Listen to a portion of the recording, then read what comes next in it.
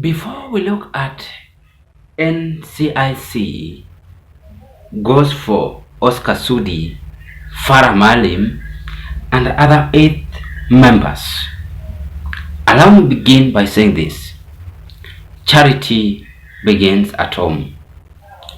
And if it's not acceptable or accepted, then you'll no longer be recognized as a leader with dignity, because pride comes before a fall. The reality remains that our leaders are the one misusing the freedom we have in this country. Most of them are even abusing. Most of them are taking things for granted and believing that leadership is permanent and there is nowhere they will go. I want to challenge them by saying this: there is no permanent leadership. Try to manner up in your behavior and learn to understand the people's voices. I love what NCIC have done, and this shows that they are serious and let these men to be arrested. NCIC demands arrest of Oscar Sudi, Farah Malim, among 8 others MP. NCIC demands arrest of Oscar Sudi, Farah Malim, and among other 8 MPs. The National Cohesion and Integrity Commission has issued a star alert to lawmakers and political figures regarding. Then, regarding the escalating incidents of hateful rhetoric, particularly on online platform, who have been using language that can incite Kenyans. We have even completed our investigations and forwarded the files to DCI, and if the DCI does not take the next step, which is to arrest and charge these criminals, and the DPP takes them to court, and there is persecution, we will have made progress, Nyutu told reporters. In a separate briefing, NCIC chairperson Samuel Kobia and the commissioners expressed concern over the rising tide of divisive rhetoric among political figures. The NCIC has cautioned that the country is veering off course more than 2 years ahead of the general election as leaders engage in bitter verbal exchange. So that is what they have said, that Sudi and 8 other members to be arrested. Remember, these are William Ruto's friends, and they always try to protect the head of state, which is okay.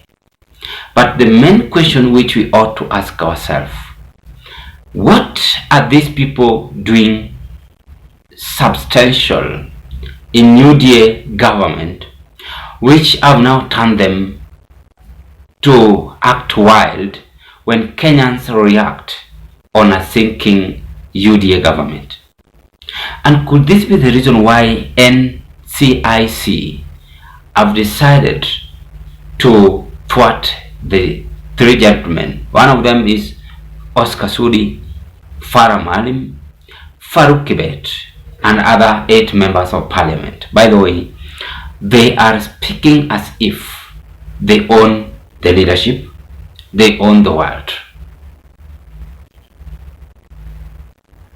So, I want to start by saying this: even the NCIC should not be misused by the government, because they can be misused by the government. Maybe ni njaro tu wanaweza sema wacha tuseme these people to be arrested ndio Wakenya waone tuko serious. But in real sense, these people are supposed to be in jail. They are supposed to be in jail because they are using languages which are not accepted in the society we are. For instance, this man Farah Malim, In fact, he was supposed to be arrested the same day. He felt the pain, and the leadership position was supposed to be denied to him. Those are the things. But now, because our president is protecting them, we have no any word to say. These are the people who will one day turn wild against Ruto. Remember, today you protect the evil-minded men. Tomorrow they will turn wild against you.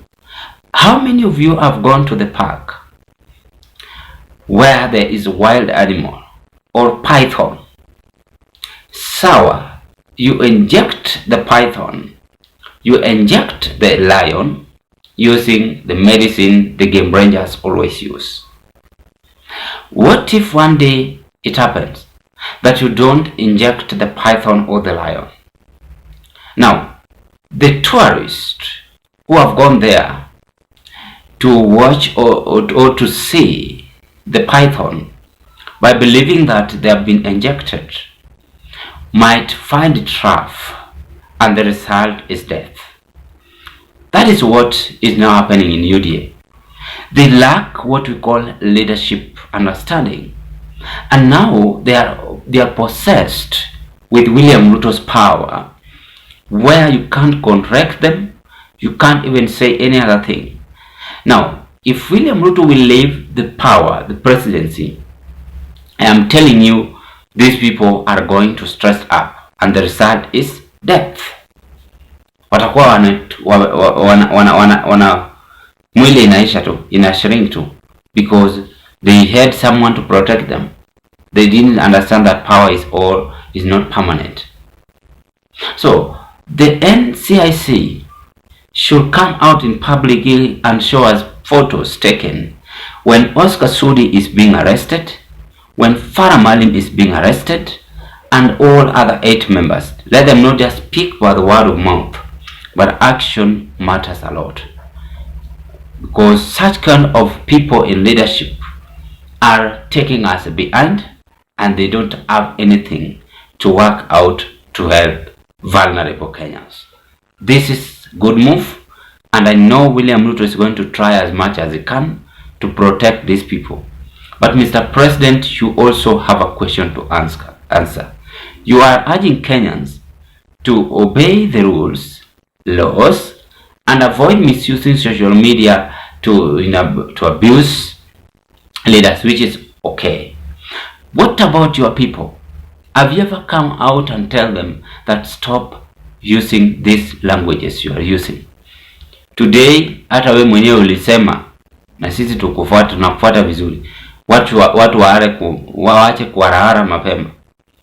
Those are the languages we are now using nowadays. Those are the languages we are now using nowadays. Ni kama tuko tu, power ni hivyo. We've forgotten the agendas Kenyan side. We are just there because of leadership.